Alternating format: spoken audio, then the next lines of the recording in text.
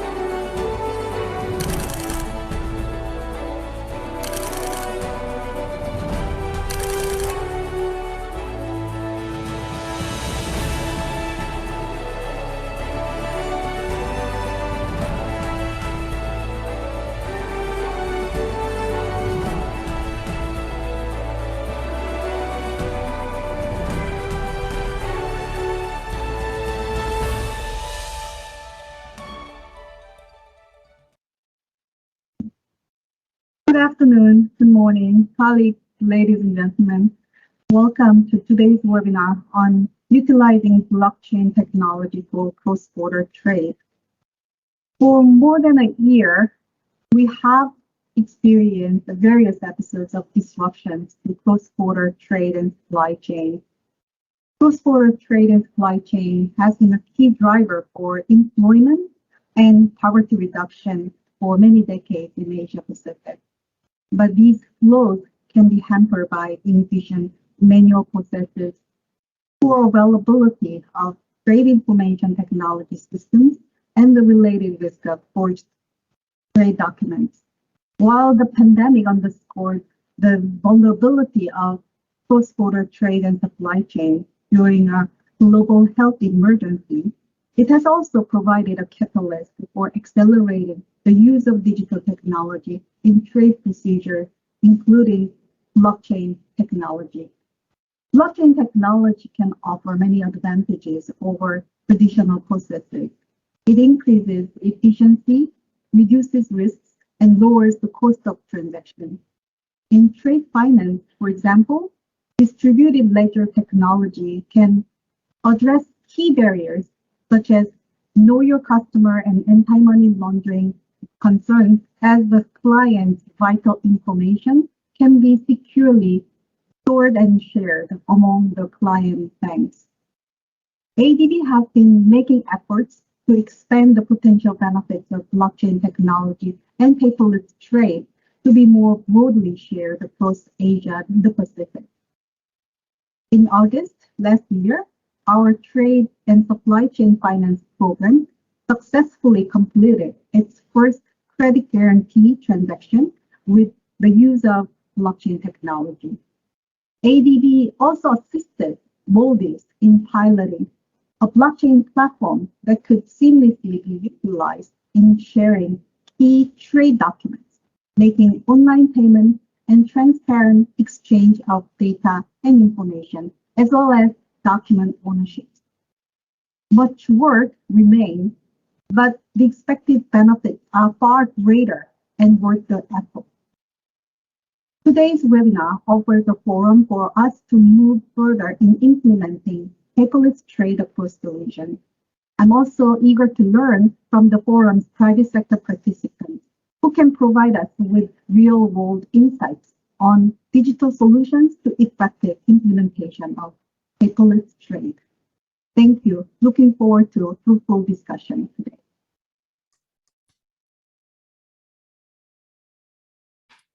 Thank you very much for the messages from the 3 organizing partners. Now, let's get to business. There are 2 parts to our webinar today.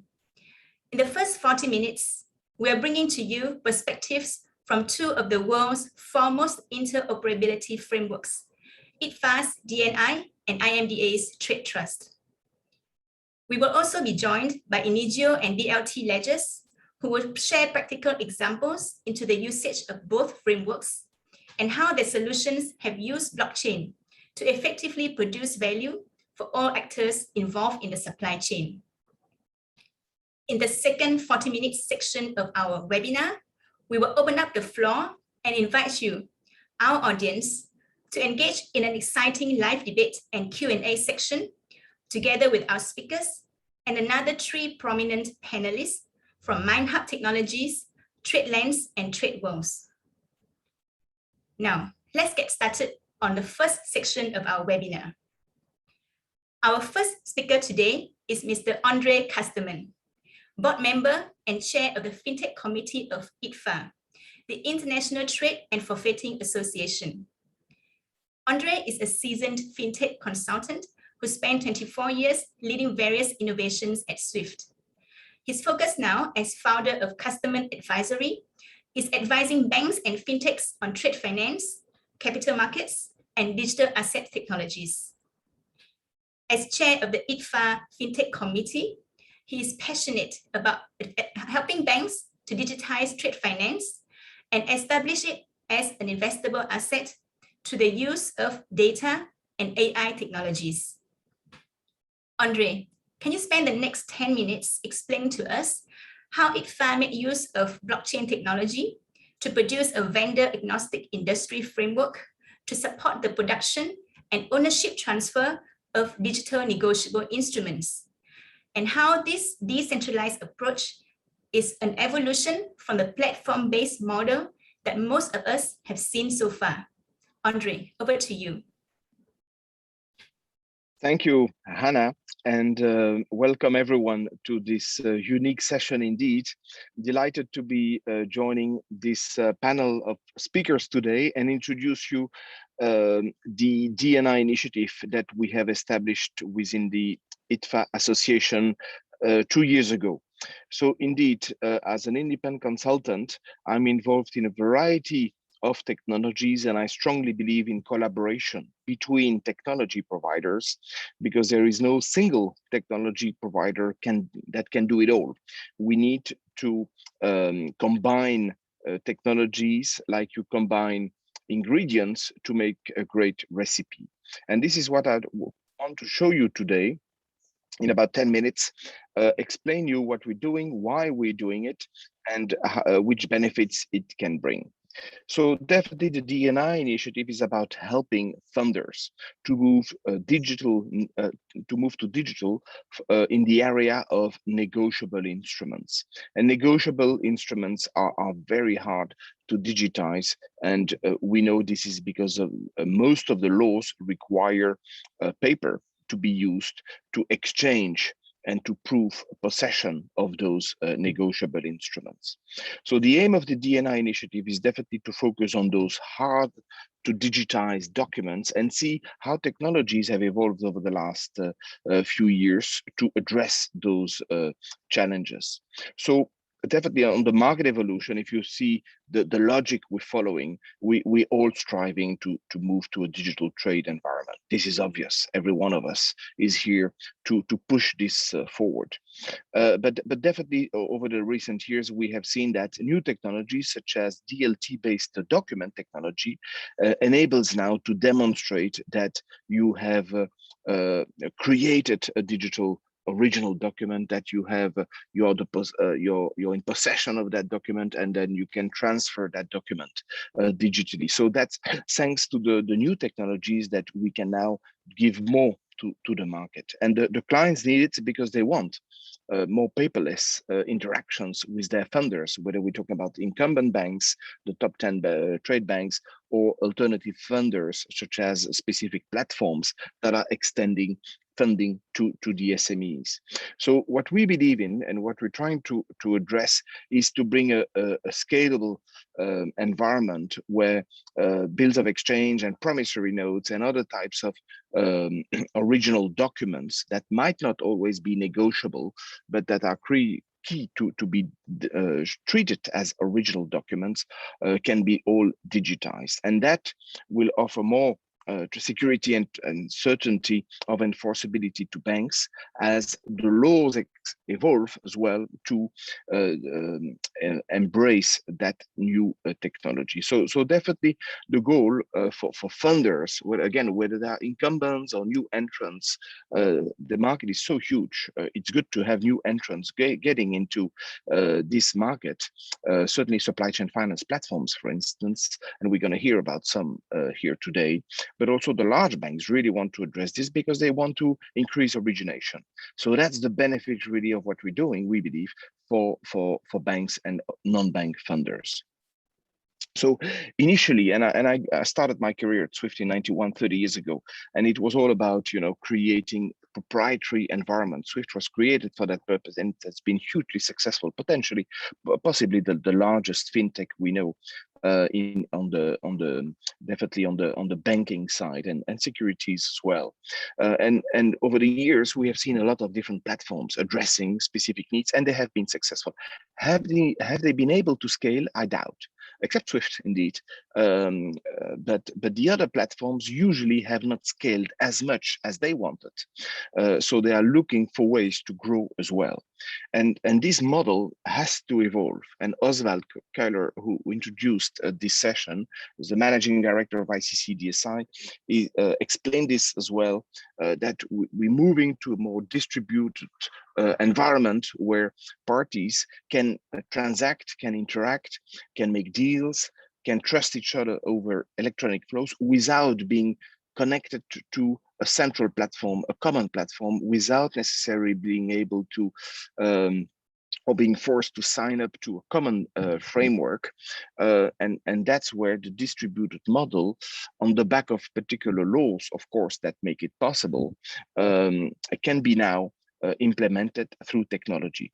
And the little bar you see on the right-hand side is the DLT, the tracking system that enables indeed institutions, platforms as well, to interact on particular documents or negotiable instruments using specific technologies that we're going to look at. And the DLT is really there to track the life cycle of the document, not to store any business data.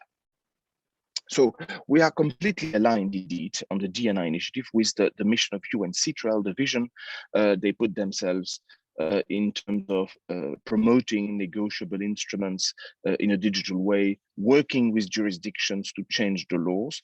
So the DNI initiative is the equivalent of the UNCTRAL on the technology side. And on the technology side, from a digital document perspective, in support of indeed banks and supply chain finance platforms that exist today and that will be created in the future. So the DNI initiative sees itself as a technical framework for parties to take advantage of the UNCTRAL model law.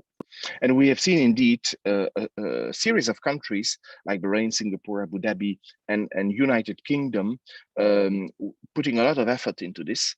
The first three on the left-hand side have already enacted the new law in their jurisdictions. United Kingdom, we hope, will be done next year. And there are many other countries that UNCTRAL Secretariat with Luca Castellani are tracking.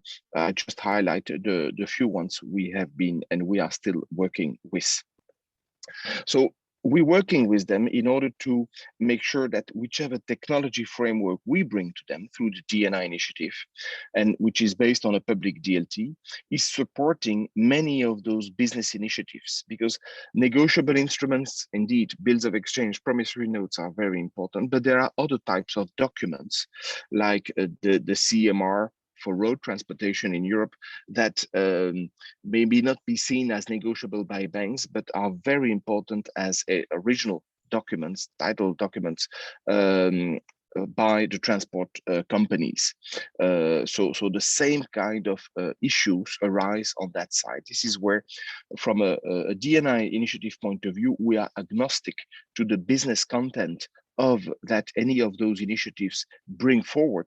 We want to make sure that those original documents can be handled on the DLT-based technology that we are bringing. And the goal is to make sure also that this technology takes into account the data privacy and the regulatory restrictions that banks face or financial institutions face today, which is that the client data and the bank data has to be completely secured and cannot be externalized. And this is where the technology we have identified to support the DNI initiative is called Trace Original, and Enigio has been the first one we have been able to confirm as compatible and compliant with those specifications of the DNI initiative. And this is thanks to their model whereby they secure the business data in a file, as you would secure business data on a piece of paper that you secure according to your own practices. And the DLT is there to track the document lifecycle by storing hashes of that information. So no information that can be intelligible for anyone that doesn't possess the private key to use in an effective way that public DLT information. So the public DLT is an encrypted notary service. So if you get access to this, doesn't mean anything. However, you need to get access to it in order to check that the file you possess that you received is still valid, is the latest version of the document, is owned by this person. You want to check all of that, as you would do with any notary service. So this is very important because that model enables basically the data to be secured, but also to be processed by any type of technology. So we have actually delivered in June a demo portal that is accessible to our members. And this is called the DDoc Notary Service, whereby members can, for free of charge, access and test the technology, create documents, validate documents, and so on. So that is very appreciated by the members of the DNI initiative as part of proof of concept, because they can get closer to the technology without having to contract with any party. This is done within the ITFA working group and the DNI initiative. So being a member of the ITFA and the DNI initiative is sufficient to get access to this demo portal. We have indeed, on the technology integration side, we recognize that this document technology and this framework aims to be completely interoperable with existing technologies and new ones.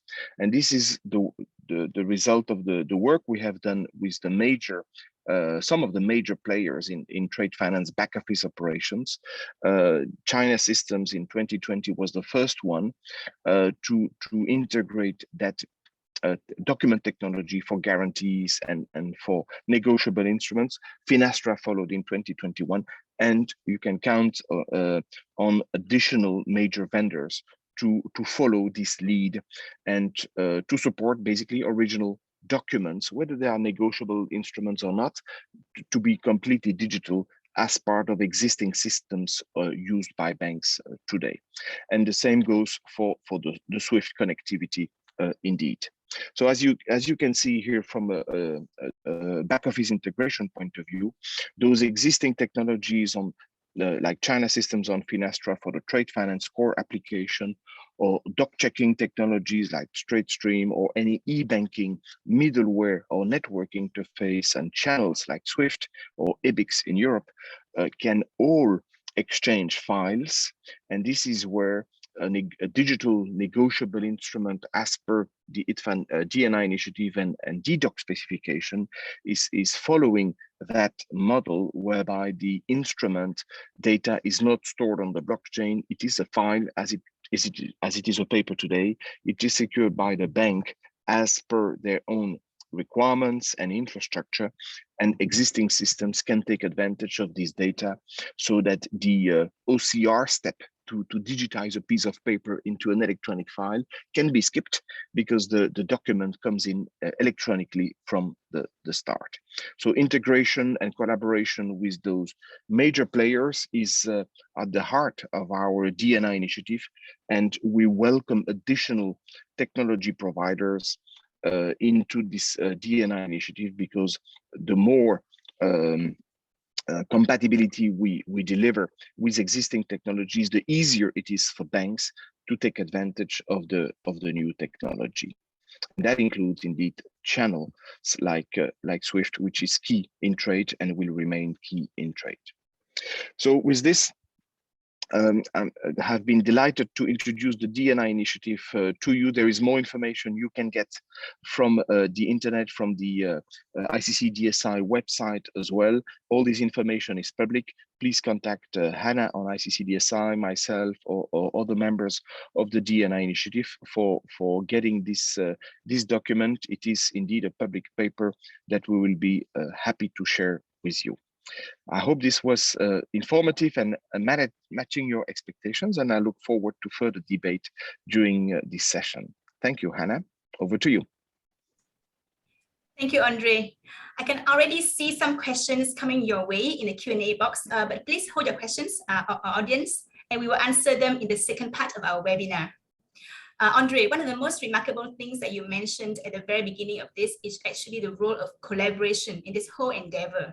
And I think more often than not, we see that technology alone can only take us so far, but by itself is not enough, right? And in fact, collaborative dialogues between industry and governments is crucial in order to enable a legal environment that is conducive for trade digitization to happen at scale. So among the government-led initiatives that have relied heavily on this sort of public-private partnership is actually TradeTrust. And in the room today, we are pleased to have Mr. K. Ren Yu, Senior Manager of the Trade Division under the Sectoral Transformation Group of the Infocom Media Development Authority of Singapore. Kay has more than 23 years of experience in digital initiatives and project management in logistics, maritime transport, and trade facilitation. Having joined from Bolero, Singapore, Kay is now working on the team behind TradeTrust, an open source framework that supports the exchange of electronic trade documents across platforms and systems. He is also active on the UN Center for Trade Facilitation and Electronic Business, or UNCFAT, and currently volunteer as a project lead regarding the transfer of MLETR compliant titles. Kay, could you spend the next 10 minutes explaining to us how the TradeTrust open source framework could help systems interoperate and allow actors in the supply chain to conduct paperless process with trust? Over to you. Thank you. Thank you very much, Hannah. Thank you for that kind introduction. I'd just like to confirm that everybody can see the slide that I've started sharing. Yes. Terrific.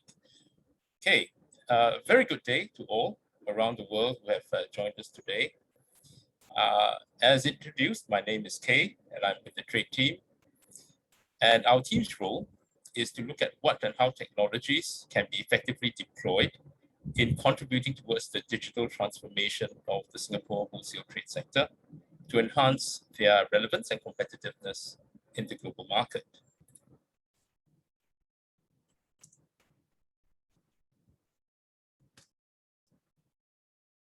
It seems to be a bit of a lag, no worries there. The Infocom Media Development Authority, for those who are uninitiated, is a statutory board in the Singapore government under the Ministry of Communications and Information.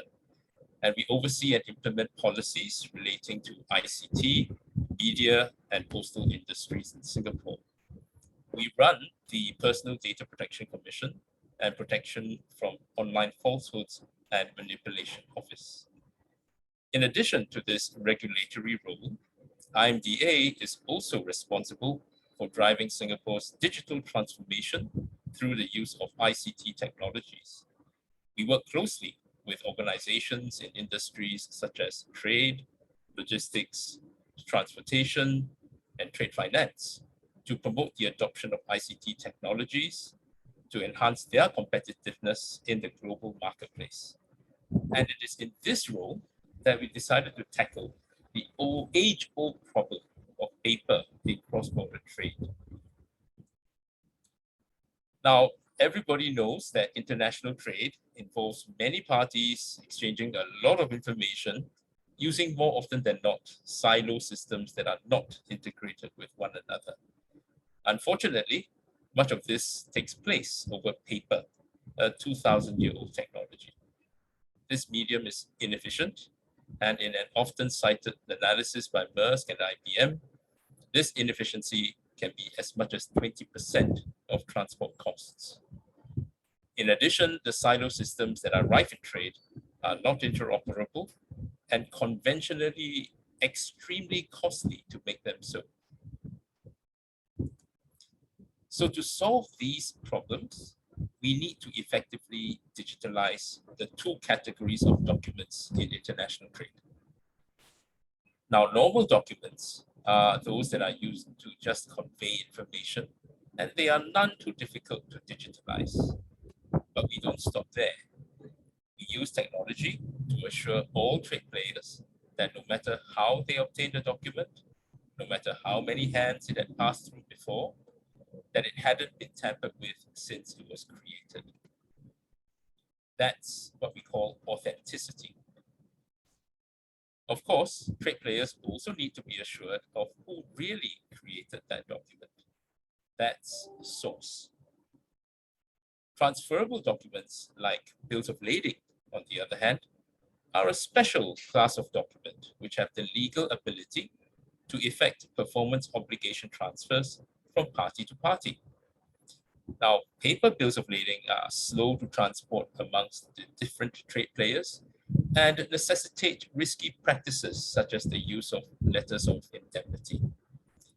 So, on top of assuring authenticity and source of the document, we use technology to effect title transfers electronically in compliance to the global standard that the world is marshalling around, which is the Modern Law on Electronic Transferable Records, MLETR for short, or MELITA for even shorter.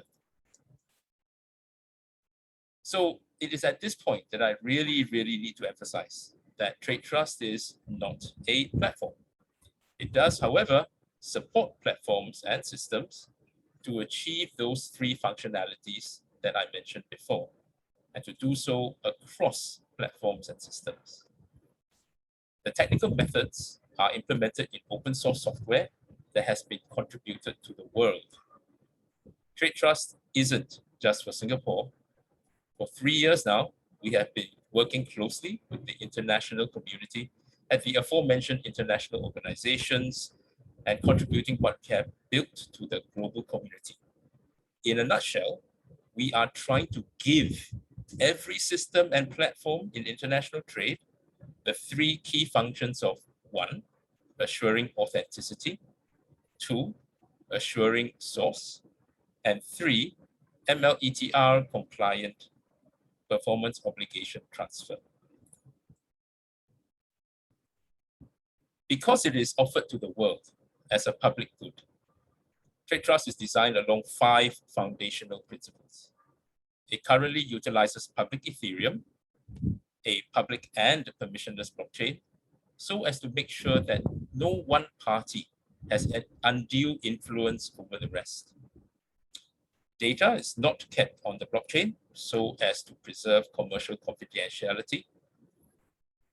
The TradeTrust Framework is designed to be payload agnostic, so that parties can make use of whatever formats or standards they have already engineered the systems to work with, whilst having the ability to adapt and change as they wish and at the pace as they wish.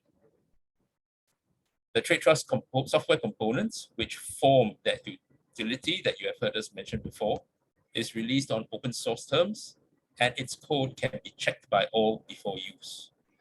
And lastly, The title transfer functionality or performance obligation transfer functionality of the framework is designed to be MLETR compliant. So this is what TradeTrust looks like from a technical architecture perspective. Think of it like the middleware, right? The aforementioned TradeTrust software components are like a middleware that can plug whatever platforms and applications the trade players use to blockchains to accomplish the aforementioned functions of assuring authenticity, source, and legally valid performance obligation transfers. Now, since transferable documents are very difficult to digitalize, let's talk a bit more about it. So these documents, like bills of lading, are a special class of document which have the legal ability to effect performance obligation transfers from party to party. With the paper medium, we are restricted to the title ownership information being on the BL together with the BL data. However, with the electronic medium, we are able to deal with them separately. So in front of you, you can see a figure which is comprised of two parts, an outside ring and an inner center. So here, for a bill of lading, the BL data is being dealt with on the outside dotted ring, where the TradeTrust file is transported via conventional means like a portal, email, or even Swift file act. The inside area shows the title transfer information being dealt with in the distributed ledger. In this case, it's the public Ethereum blockchain. It is worthwhile to note that TradeTrust is flexible enough to support situations where some participants, like government authorities such as customs, who do not require the ability to affect the title, but only need to determine the authenticity and provenance of the BL data, they can do all this using the very same TradeTrust file. Now, in case you're thinking, oh, great, TradeTrust is only for transferable documents, well, TradeTrust is also for normal documents. And so here, for normal documents like invoices or even certificates issued by authorities, all receivers of a file, no matter how they obtained it, are able to assure themselves that it hadn't been tampered with and who had really issued that file.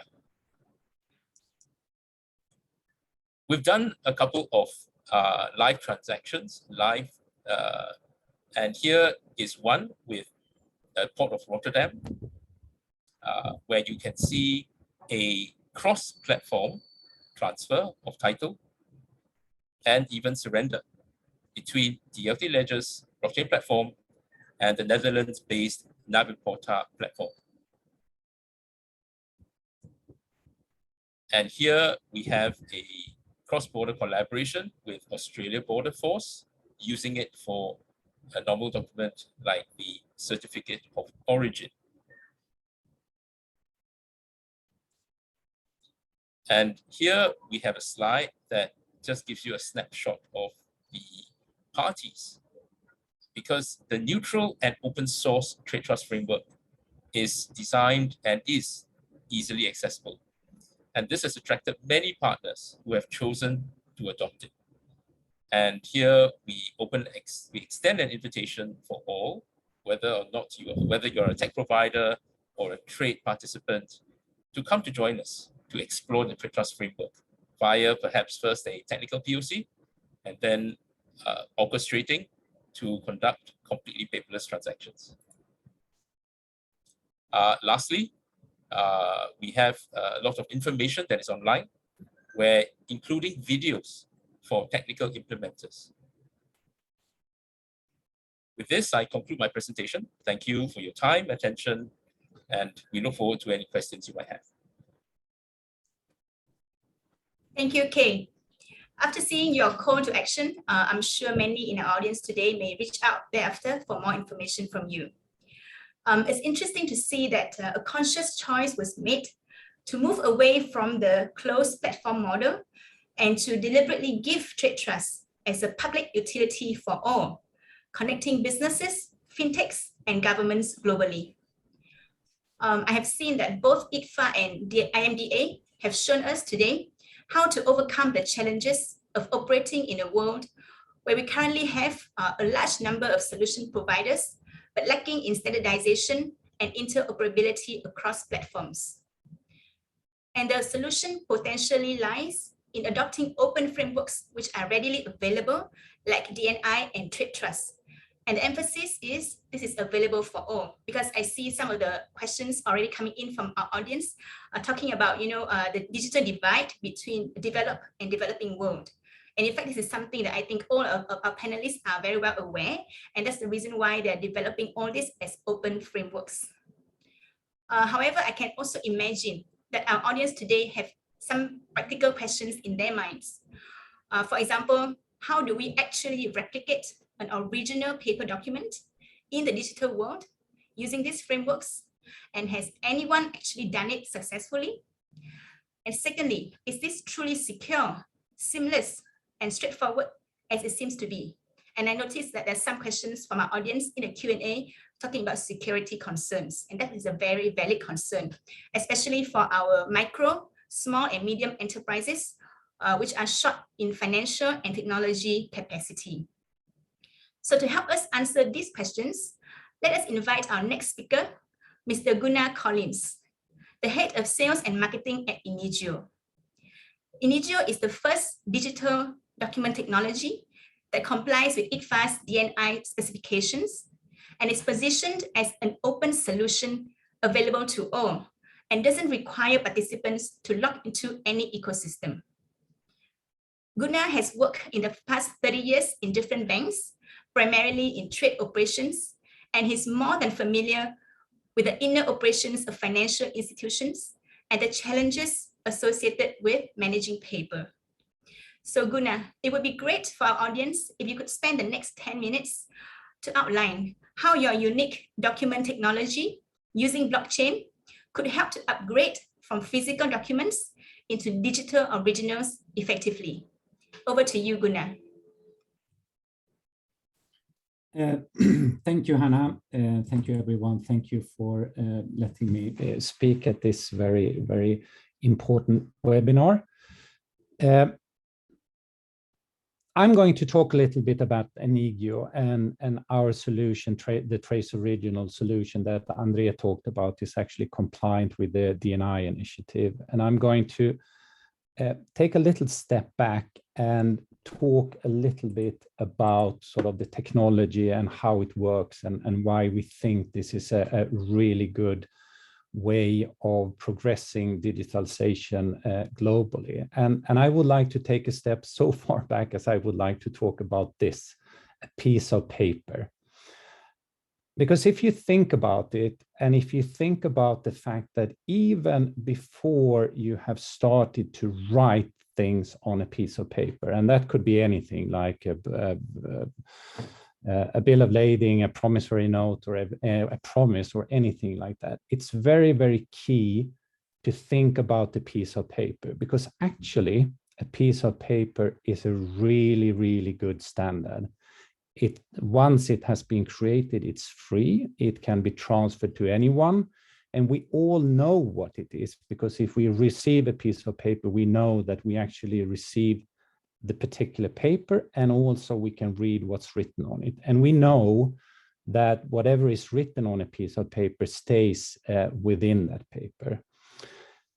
A piece of paper is also very good because it's fully interoperable, and everyone can today receive and manage and send and do everything with a piece of paper. So the technology we bring to the market and to the world is really not about what's written on a piece of paper, but digitizing the actual sheet itself, because we think that's a good standard, and we think that that is something that everyone understands. So by saying this, it might sound sort of, well, you can do a lot of electronic paper versions today. You can have a Word document, you can have a PDF, and you can have a lot of things. But there are a few actual properties of a piece of paper that you need to digitize in order to be compliant with the MLETR, for instance. And I also think that Kay talked about that, but I would like sort of to remind everyone that if you want to have a digital piece of paper, you really must be able to distinguish the original from the copy. It's also very, very important to be able to prove possession. And once sort of possession is transferred from one party to another, sort of the previous party cannot continue having possession over the same digital document. It needs to be able, you need to be able to pass the possession on. And that is also really what everything around transferability is all about. So these are really key features that you need to replicate digitally if you want to do sort of a digital piece of paper. It's also very important to be able to present and to prove if you are in possession of the one original, and that's it's very, very important in a court of law, for instance, or if you're dealing with an enforcement agency or anything like that. So you need to be able to prove that. Another key topic, obviously, these days is around data privacy. So if you write something on your digital sheet of paper, you need to be sure that that business or personal data stays on that digital paper. So this is what our solution is all about. Making sure that you can have a digital paper that actually performs exactly the same way as its paper equivalent. And this is what our Trace Original solution is also all about. And I should stress the fact that sort of content or writing on the piece of paper is actually up to the one creating the original. Blockchain or distributed ledger technology is really key, a key technology these days. And if you use that technology in order to create sort of digital paper, you also get a lot of other good features. First of all, our Trace Original documents there are immutable. So once they have been created, they cannot be changed without detection. They also contain their full traceability or the audit trail. So once you get in possession of a digital document of this kind, you can see everything that has happened to it. And this is really, really key to make it really fraud safe. So, as I said, being able to create a digital original paper, you can use that in many, many different use cases. You can create bank guarantees, you can create a bill of exchange, you can create promissory notes, you can create a bill of lading and warehouse services. You can create any type of document because the technology is agnostic in that sense. So the key is really the digital document that performs and behaves exactly the same way as a paper.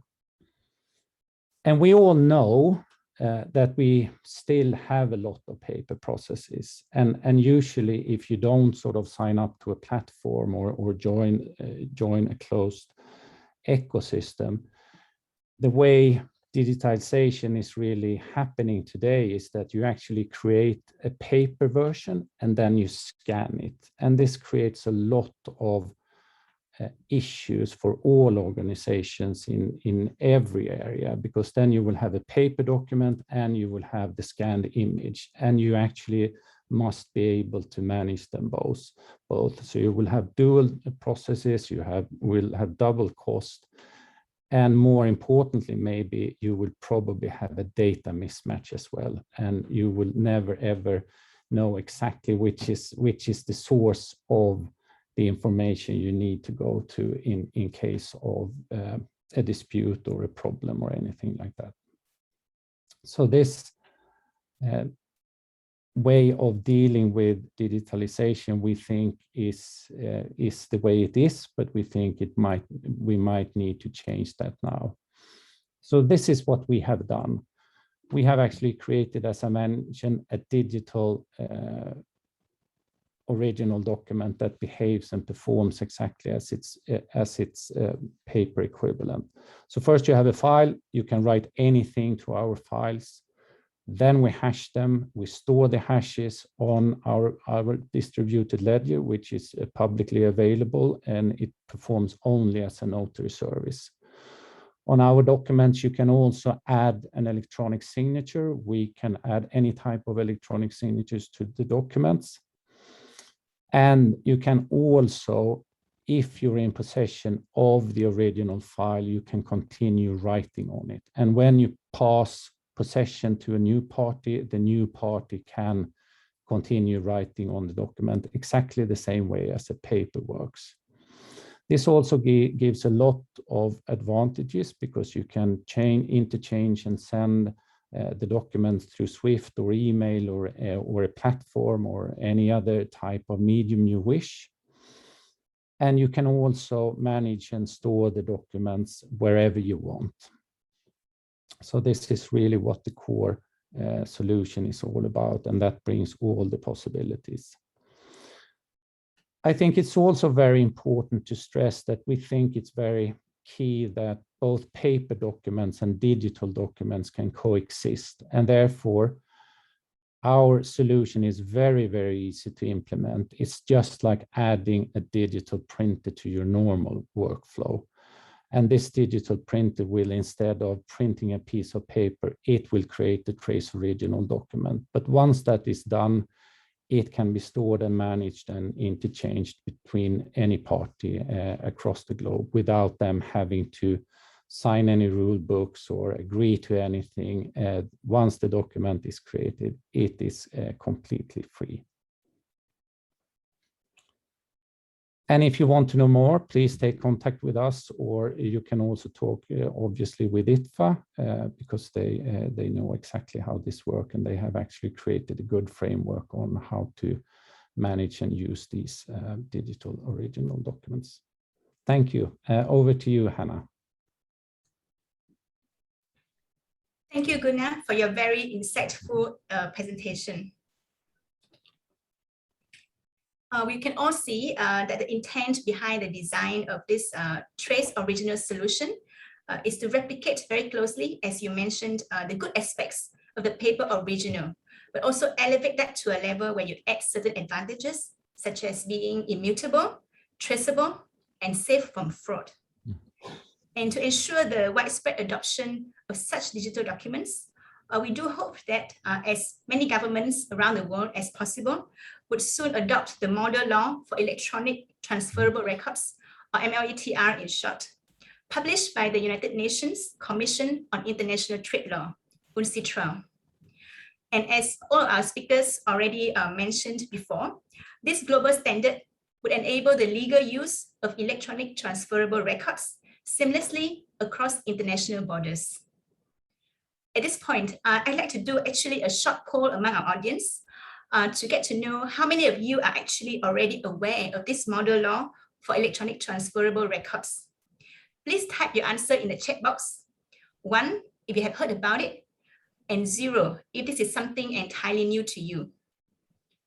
So while we are waiting for our audience to put their response in the chat box, I'm actually reminded that this week, Singapore is actually going to celebrate the 5-month anniversary from the date of enacting this model law, being the second jurisdiction in the world after Bahrain to do so.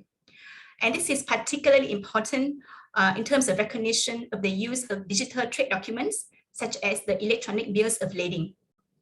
And up next, we have the pleasure to hear from DLT Ledgers, which is one of the 2 technology platforms behind the successful EBL trial between Singapore and Rotterdam earlier this year.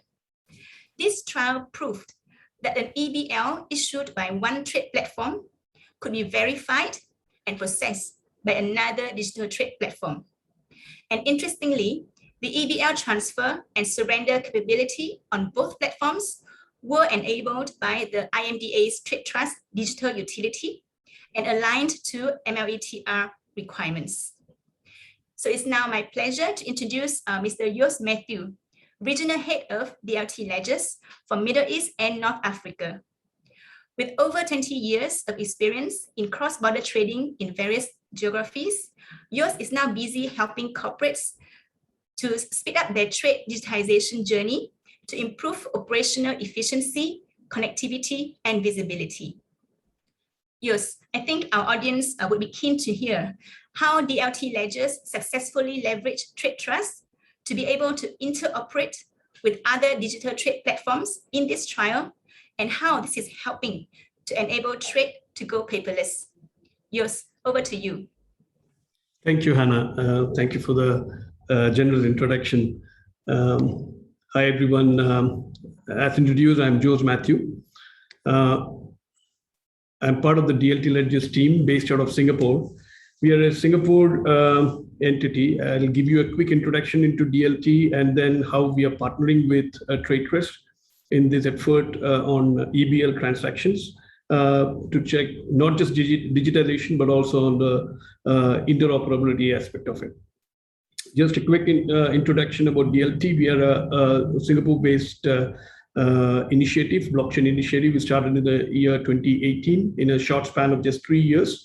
We have been working very closely with Enterprise Singapore, IMDA, and technology partnerships with Microsoft, R3, Hyperledger, and we have now been able to do about 3 billion worth of trade digitized on this platform. We have been an award-winning platform ever since we have started in 2018 till 2021, and we have been voted one of the best innovation of the year. We are agnostic to the cloud solutions, and we are working very closely with the likes of SAPs to provide an integration to the systems of record which is used in the companies. Coming to the engagement with TradeTrust, we have been working. We are one of the first local fintechs. We have been working with IMDA TradeTrust for the last 18 months. To integrate on the various initiatives which Kay was mentioning. We have done multiple pilots and we have been able to go live with the transactions which were earlier mentioned with the likes of Olam, Mitsui, and multiple other small and medium enterprises. So across the enterprises, large, medium, and small, we have been able to do this EBL pilot ones. While we have been able to collaborate with the TT team to improve the usability, and we have now also checked out the interoperability, which Kay was highlighting in his presentation. How do we proceed with that? What we do is we take smaller steps. We take multiple tracks. Track one is where we don't involve the banks, we just involve the exporter and the importer, and we run it with issuance of the EBL onto the TradeTrust framework, which has the legality in the framework. We do the transfer, the endorsement, and the surrender. Now in the track two, we bring the whole banks also into the network with all the participants. So one of the critical challenges that you face is to ensure that you create your first network, which is the minimum viable participants who can actually get into the framework and execute electronic BL transaction for title transfers, and then look at the financing aspect of it. To give you a sneak peek into how it happens, we are a platform which is globally being deployed with multiple enterprises for the post-trade execution. And we have partnerships with Stocks, Polaro, and now TradeTrust as well for the title transfers, and we facilitate the issuance of this in TradeTrust. In addition to that, when we submit this, the MetaMask extension or e-wallet service will pop up to request you a confirmation. And then once that confirmation is submitted for the issuance, you get the blockchain contract created on the platform with the Ether that is used as an exchange for making that issuance. Now we do the transfer, the endorsements, and the surrender, all the different between the different parties.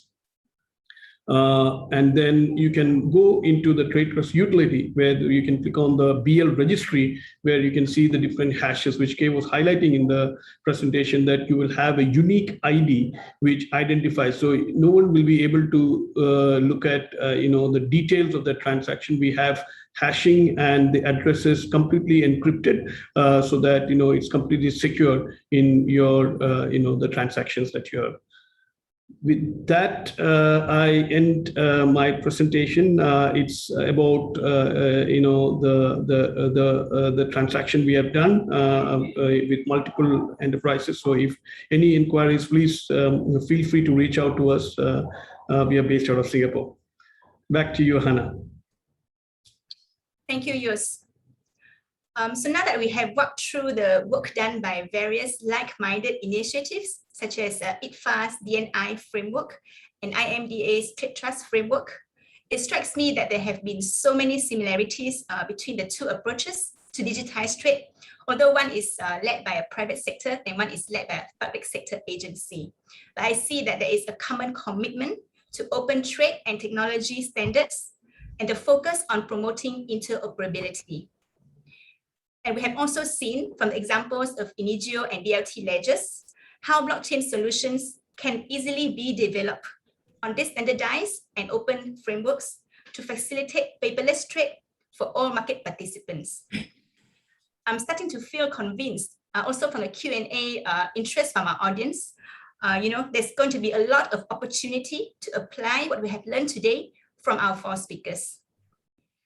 And to continue this great momentum, for the second half of our webinar today, for the next 35 minutes or so, let us invite 3 panelists from MindHub, TradeLens, and TradeWorlds to join the open floor discussion together with our 4 existing speakers. Let us now spend a couple minutes to get to know our 3 panelists and how blockchain has made possible solutions for their respective use case.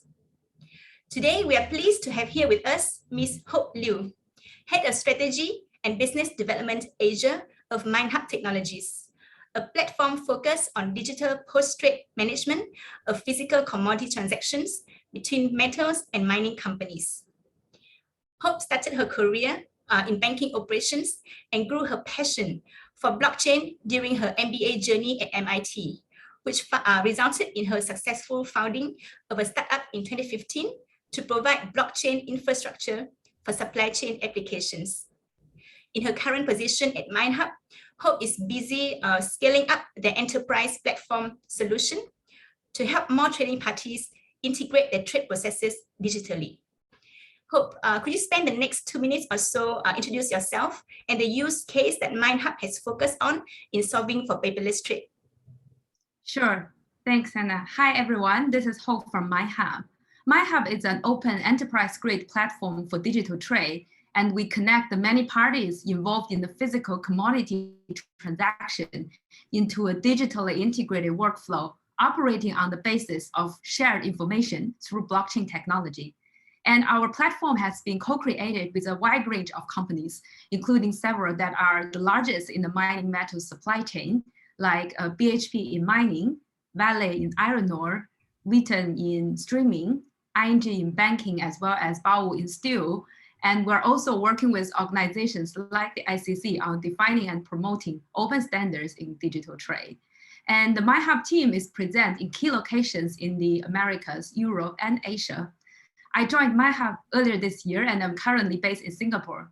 Prior to joining MindHub, I've been building enterprise blockchain solutions for global trade in the past 6 years, including my previous venture, which was created from a school project in the MIT Media Lab, and then later built into a global venture. And at MindHub, I'm responsible for the commercialization of electronic trade documents, such as EBL, and the building of ESG disclosure and compliance verification, including Scope 3 carbon emissions accounting. Very happy to be here today. Thank you. Thank you, Hope. It's now my pleasure to introduce our next panelist, Mr. Juanjo Ruz, Global Head of Strategy and Operations at TradeLens, a blockchain-enabled solution driven by Maersk and IBM, which brings all actors in the supply chain onto a secure data sharing and collaboration platform. After spending 20 years working in various parts of Europe, Asia, and the US, Juanjo's focus now is actually working with strategic partners across industry verticals to develop new solutions on blockchain. In his spare time, Juanjo is actually a soccer coach for kids, and he also mentors upcoming startups in the New York City area. So Juanjo, tell us about TradeLand's approach to blockchain and perhaps something from the world of sports that you think you have learned from as a soccer coach that can be applied to this challenge that we have today of digitizing cross-border trade. Thank you, Hannah, and thank you everyone for joining the webinar today. Good morning, good afternoon, and good evening, and thank you to my fellow panelists. So my name is Juan Ruiz. I'm on the IBM side of the TradeLands collaboration. So TradeLands is a collaboration between IBM and AP Moller Maersk, and the goal is to remove friction in shipping and logistics. Let me just share one slide so that you can also look at what I'm saying. Okay, can somebody confirm that you can see one slide? Yes. Yes. Awesome, thank you so much.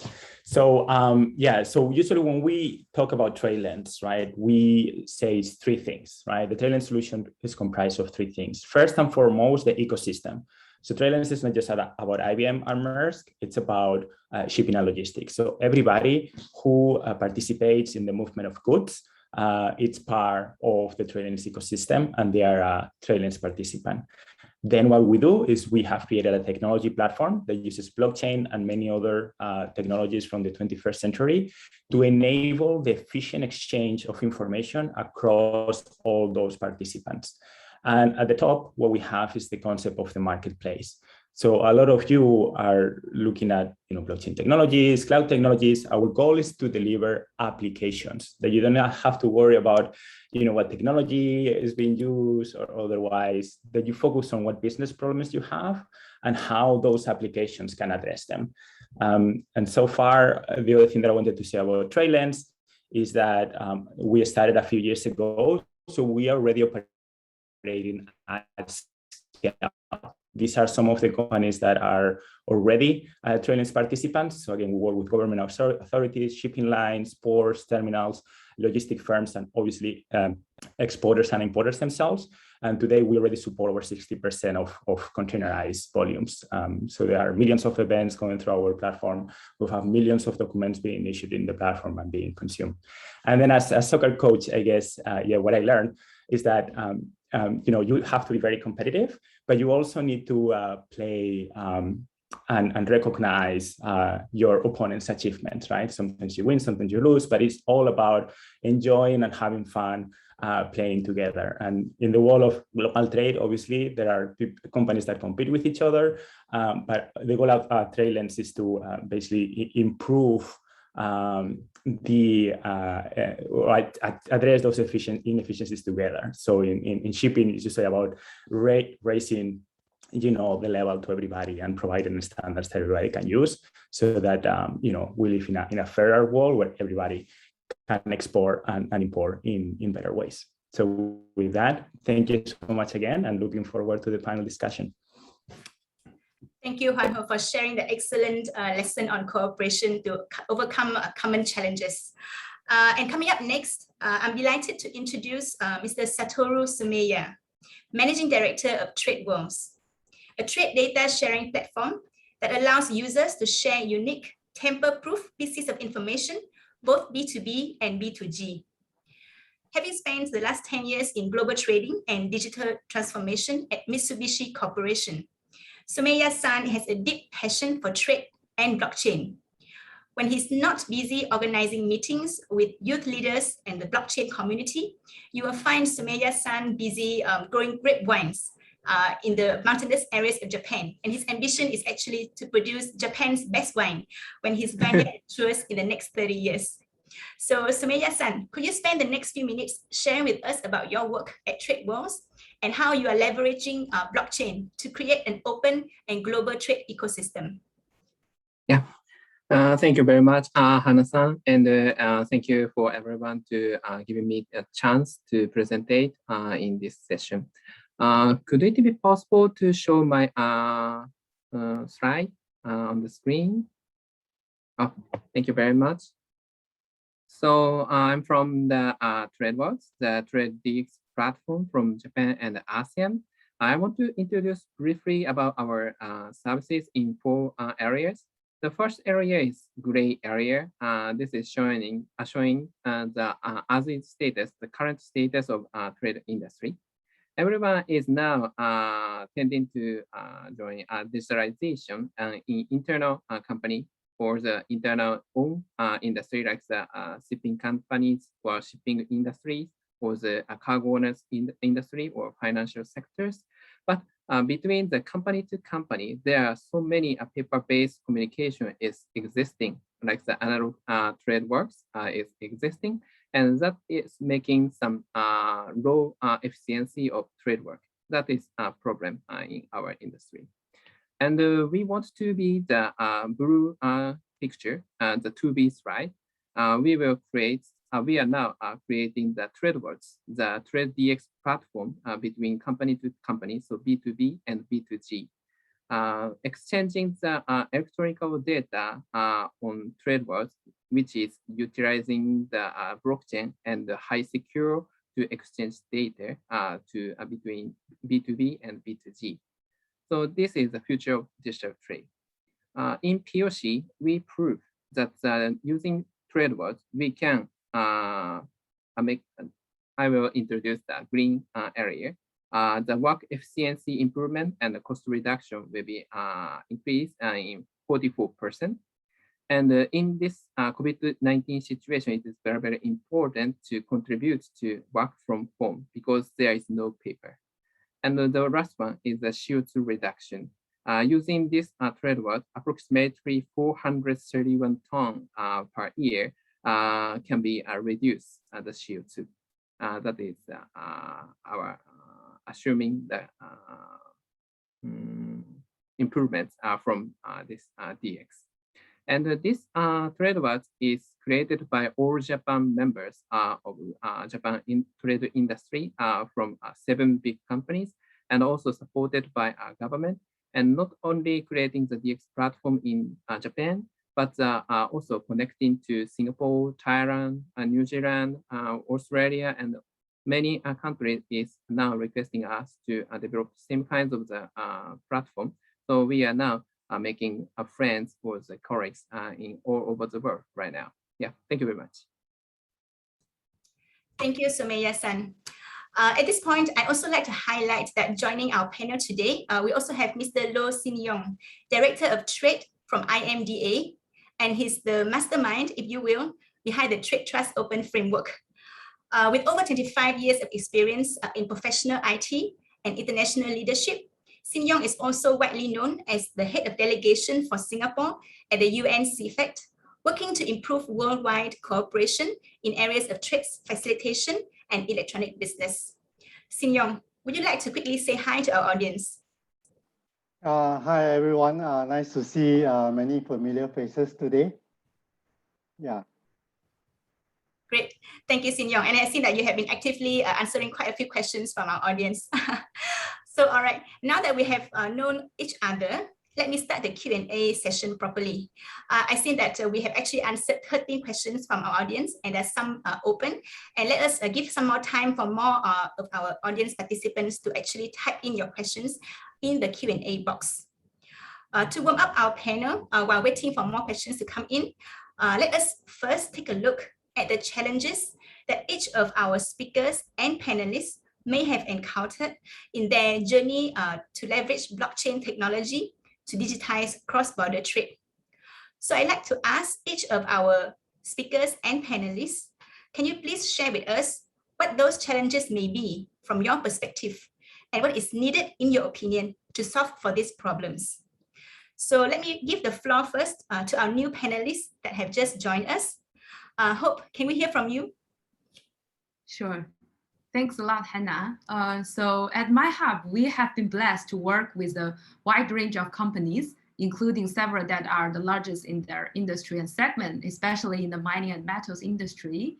And we believe that one of the key hurdles of adoption is the lack of critical mass adoption of open standards for electronic title documents, which can be recognized and integrated into the entire global trading ecosystems by all the parties involved. Because the current solutions tend to be closed ecosystems with business model and legal lock-in, and there's also lack of legal interoperability between those ecosystems. So at MyHub, our goal is to accelerate digital trade through standardization and also through open source models with minimal operational impact of adoption. So besides the ongoing work integrating with clients' existing solutions, MyHub is also working with the ICC Digital Standards Initiatives and IMDA Singapore to support these emerging solutions and enable them for our customers in production with the ultimate goal of enabling and supporting interoperability on the basis of open digital and legal standards. We strongly believe that the open sourcing of EBLs and other trade documents will benefit all stakeholders and accelerate the adoption of blockchain platforms like MyHub, as well as other platforms as well. Thank you.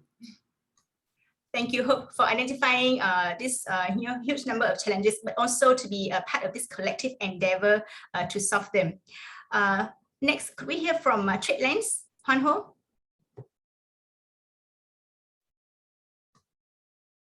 You're on mute. Thank you for that, Hannah. So I'll say the challenge that we see, across the world, obviously, being, from IBM and MERS, we are a global solution from STAR, and we are industry agnostic, so we work with all type of corporates. It's really more focused on uncertainty and usability. And let me elaborate. Or certainty on something that Hope was referring to before, right? Is this solution going to be available in this country, or am I going to be able to digitize my workflow and processes if this is my trade lane, right? And I think for that, it's a call to action to everyone on the call to start implementing those standards that come from the United Nations and other global organizations, right? Because the solutions are there, but their certainty is really on local jurisdictions, right? Is it going to be? Are going to be able to use digital bill of ladings or digital certificate of origin or certificate of insurance? That's really down to each country implementation of those standards. So encourage, and we obviously are also working to increase adoption of those digital standards across the world. Everything we're asking for is to treat digital documents in the same way that we treat paper documents today, because I think we have demonstrated that digital documents are even more secure than paper. And the other one on usability, like also I mentioned earlier, right?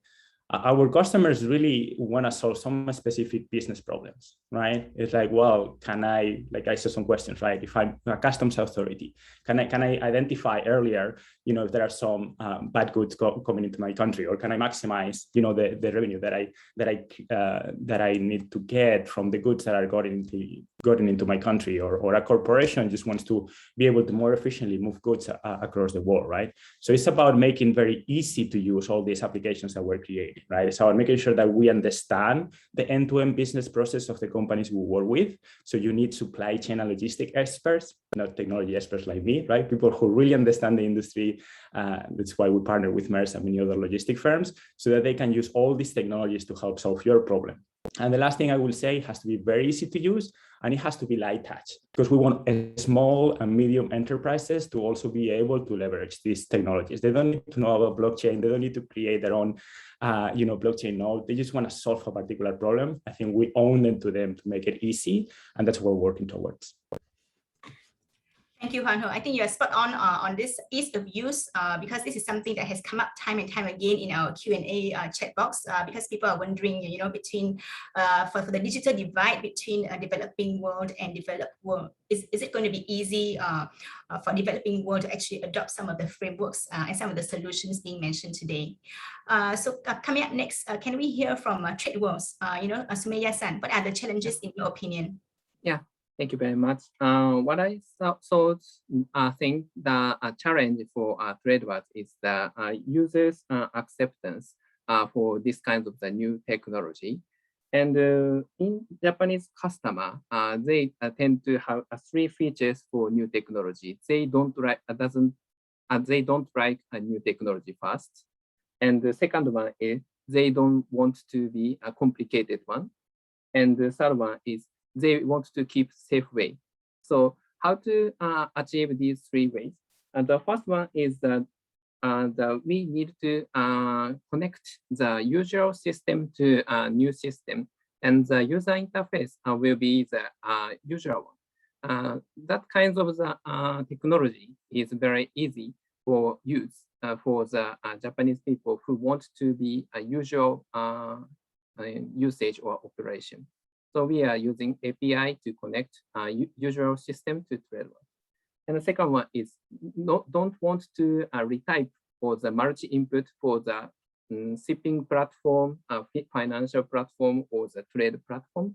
So we are now connecting platform to platform by API. Then they can use only one single window from the TradeTrust or the other usual system and use TradeTrust or the shipping company's platform or financial platform. That is the second point. And the third one is Japanese people like to save very, very much. So we are now creating the brand that we are the Japanese standard with support of Japanese government. And also we are making the legal change of Japanese EBL with government. So these kinds of the digital technology safe, they feel.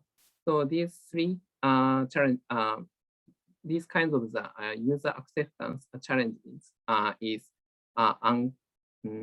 overcome by 3 ways right now. Thank you, Sumeya-san. I think the challenges that you have identified are actually not unique to Japanese customers, but I think it's going to be very common across many jurisdictions as we all roll out all these solutions across the world. So can we hear next from Andre? From ITFA's perspective, what are the challenges that you see are most crucial in your perspective? Yeah, the challenges we see are definitely not on the technology side. It's on the legal side. That's why we're working so closely with UNCITRAL, with ICCTSI to push jurisdictions to adopt the model law or to align with the model law, whichever way they want to take advantage of that. And we see indeed the first deliverables over the last few months of this industry push. I mean that, and we know this had started years ago with UNCITRAL. So that's a very important track to pursue. The other track is basically to reassure corporates, because the banks often innovate and then the corporates hesitate to embrace. So I would want to start with corporates, or a call for action on the corporate side to take advantage of those new solutions. So we have a series of them here on the panel, like TradeLands and many others. The corporates need to take advantage, because the more corporates will take advantage, the more banks will invest and promote themselves those digital solutions. But banks are often hesitant to move on unless they see the corporate push on that. I've gone through a lot of innovations on the payments, treasury side, which is far easier than trade finance from a legal complexity. So digitization has occurred much faster on the treasury side. But once the corporates are there to bring the business via digital channels to the banks really like it a lot. Whereas unless they see that, they will keep an observer status, join webinars like this one, but not move on. So the more we can do with DLT ledgers and IJO, TradeLands, and many others I'm discovering here today on the corporate side, the more banks will follow us in this digital journey. Thank you, Andre. I think you're again spot on the legal challenges behind this journey. And in fact, this kind of resonates, I think, with the latest question that we received in the Q&A chat box from Joanne Waters, who is actually a lawyer in shipping and logistics. And she identified the key obstacles to widespread adoption of EBL is actually the legal uncertainty. And the question actually is, what is the role of multilateral organizations and also for companies who can actually advocate for this kind of change at the national level. So I think this is something that we do hope all of our audience today who attend this webinar, and you can see the importance of the legal environment that enables all the digital initiatives and digital instruments to function properly. Please bring that up to your national governments, to your industry associations, because they need to know the importance of an enabling legal environment. Otherwise, a lot of things that we are doing today will not be complete. So next, I would like to hear from IMDA. Sin Yong, maybe you can share with us from a public sector perspective, what is the most outstanding challenge that you see to date? Hi, everyone. Actually, Hannah, you already know that we started this TradeTrust journey more than 3 years ago. And I think the main challenge, at least from our perspective, when sharing TradeTrust with both government and private about leveraging blockchain, is the understanding that general public has towards this technology. For example, many still associate blockchain with cryptocurrency. So actually, in my view, we need to demystify this thing called blockchain by recognizing that it is just a tool to store information. Blockchain, from the way I see it, is like any databases such as Microsoft SQL Server that organization uses today to store their data. The only special characteristic that this data store, as compared to many those that we are familiar with, is that this data store only allow one to add records, but you can't update nor delete any records that you have previously added. And it is this special characteristic that allow us to develop useful business application in many areas. Cryptocurrency is one example. And of course, today we are talking about how can we make use of this tool to facilitate cross-border trade. I think at the end of the day, the most important thing is it is the business problem that we are solving that matter the most. Thank you, Sin Yong. Can we hear from Gunnar, from Inijo's perspective? What has been your greatest challenge? Yeah, thank you, Hannah. So I think everyone has covered so many things here there, but because with change and digitization and everything, you run into a lot of issues around legal framework. There are so many risks. You have to do so many things. There is so much cost and operational things you have to deal with. So for me, the only thing is it doesn't have to be complicated, okay? And this is really where I'm very passionate, because you can actually start your journey by digitizing only one document, and you don't have to boil the ocean. And that's the reason why we have made sure that you can actually issue a trace original document as a PDF that you can own. So you can actually today, all by yourself, you can issue a digital original document, and you can send it to anyone. And those, they don't have to sign up to anything or do anything. You can start here now. And I think this is, from my point of view, knowing all the other issues that everyone has been talking about, making sure that people understand it doesn't have to be complicated, it doesn't have to be costly. You can do it very small scale, and you don't have to boil the ocean. Thanks. Thank you, Gunnar, for that analogy. I like that image that you conjure. We don't have to boil the ocean, and it is actually very simple, and we don't have to make it complicated, right? So Jos, can we hear from you next? What is the greatest challenge that you have encountered so far? Yeah, hi, Hannah. Yeah, so let me keep it very simple. In simple terms, if you take a corporate or an enterprise, what they're looking at is, if I take this EBL to a port, or I submit the EBL to the port, can I release the cargo? Second is, if I take or submit the EBL to a bank, can I release the money? So these are two needs which the industry has.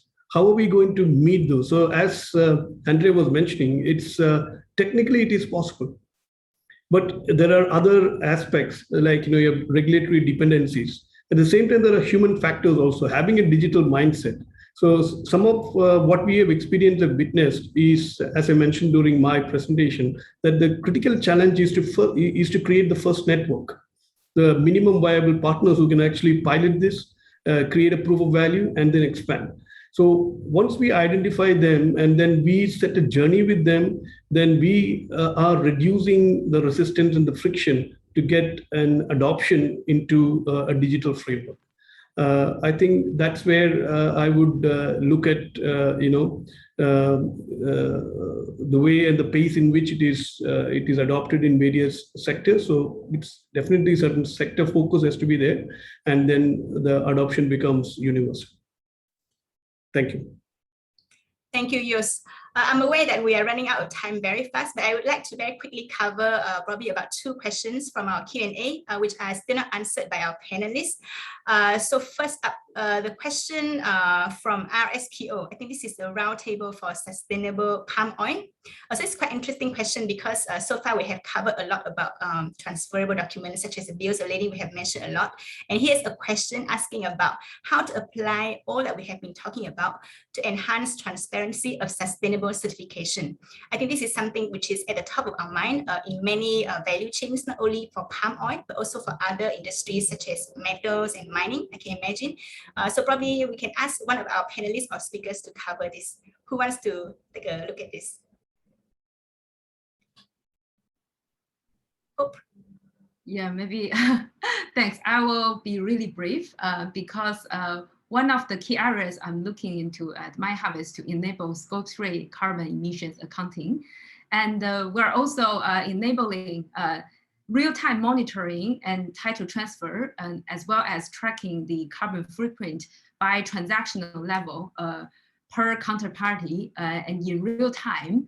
Because there's a data point from a survey by the Asian Developed Bank saying that a lot of the applications are rejected by global banks are from SMEs. And we also know that there are some sustainability investment required. So how do you define, right, the carbon footprint of each transaction? How do you help trades, no matter it's large corporates or SMEs, to get identified whether it's a clean trade or not?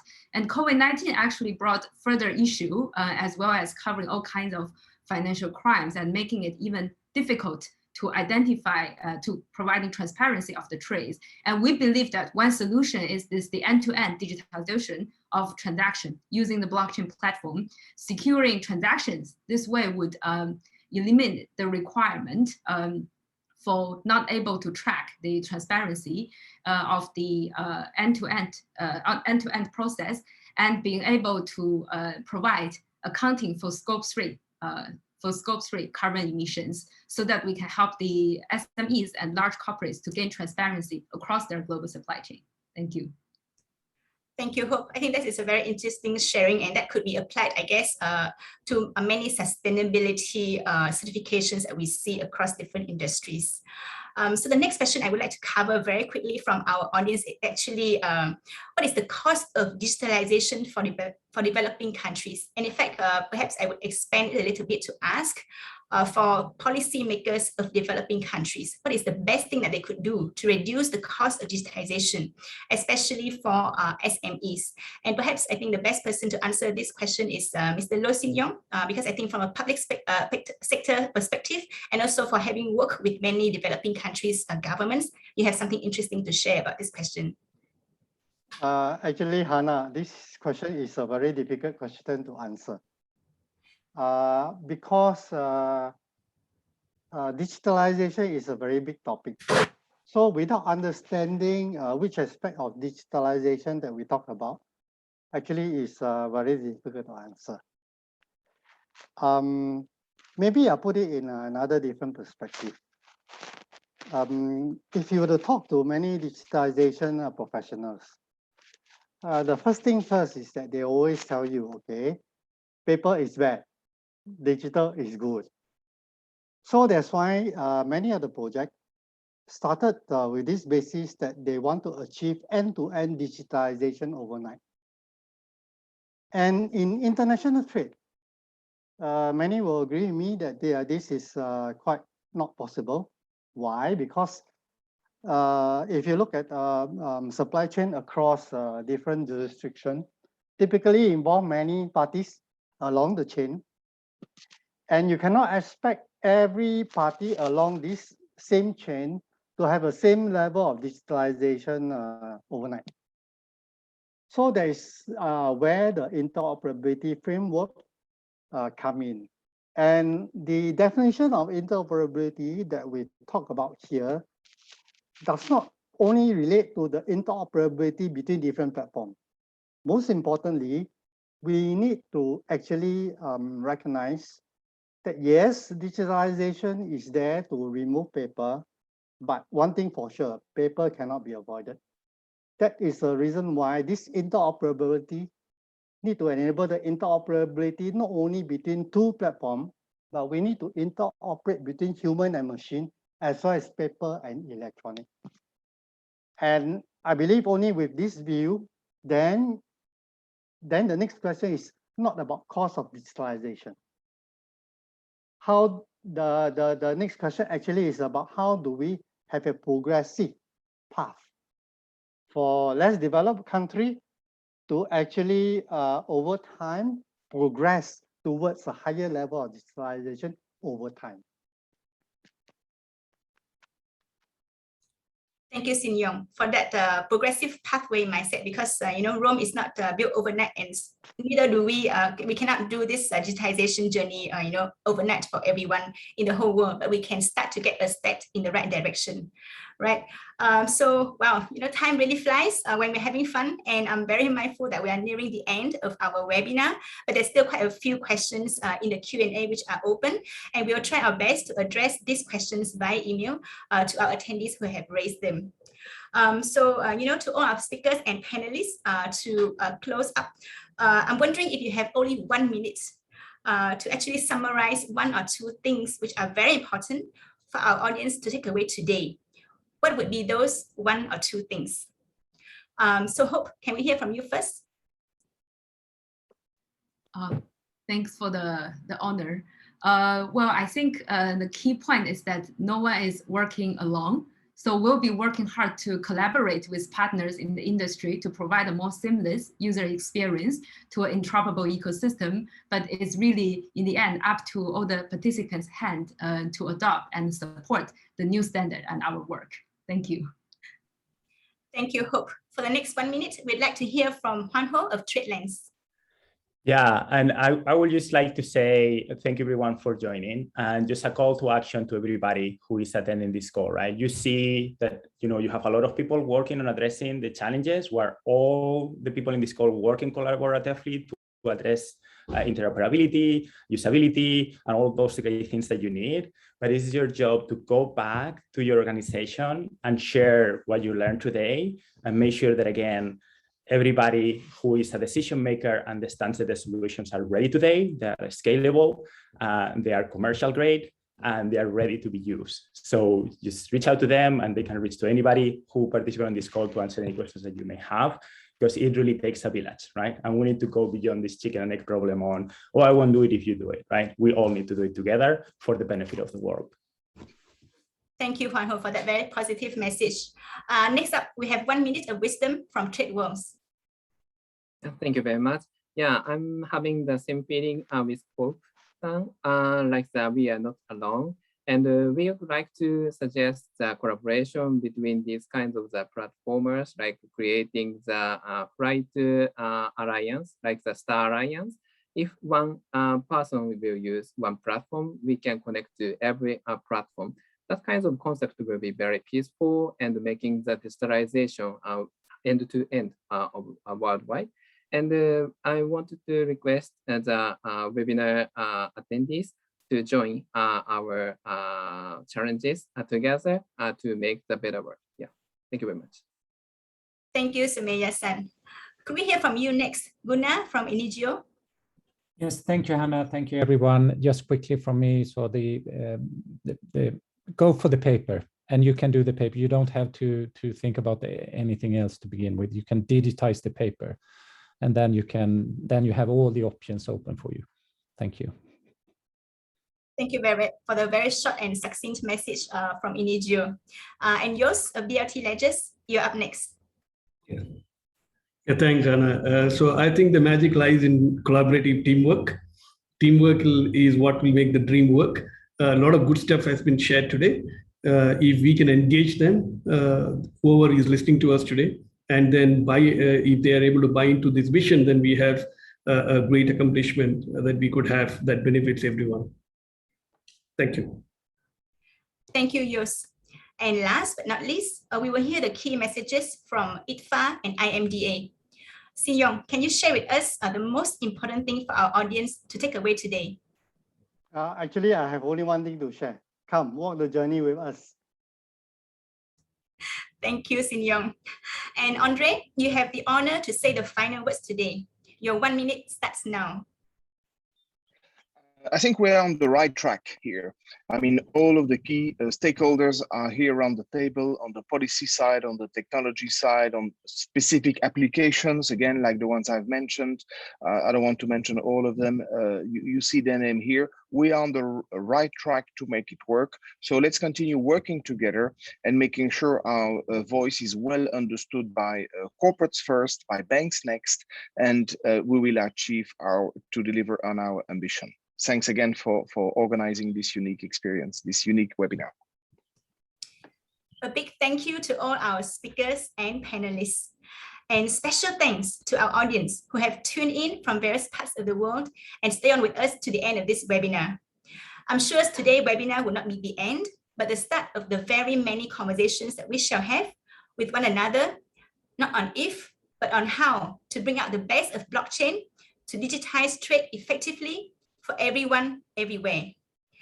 And from today's webinar, we can see that paperless trade is not a vision, but it's a reality within reach for the entire world, as many of our speakers have echoed in their closing message. And we strongly believe that each of you, from both the private and public sector, has a role to play.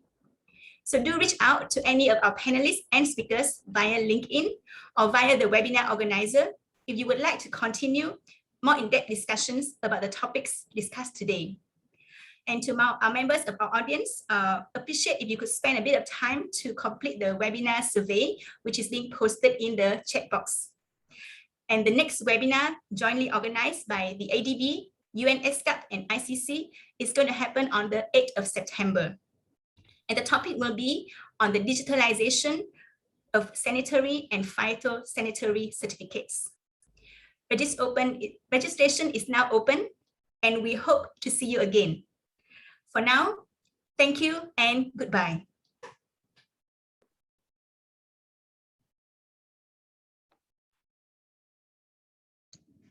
Goodbye. Thank you, everyone. Bye. Goodbye.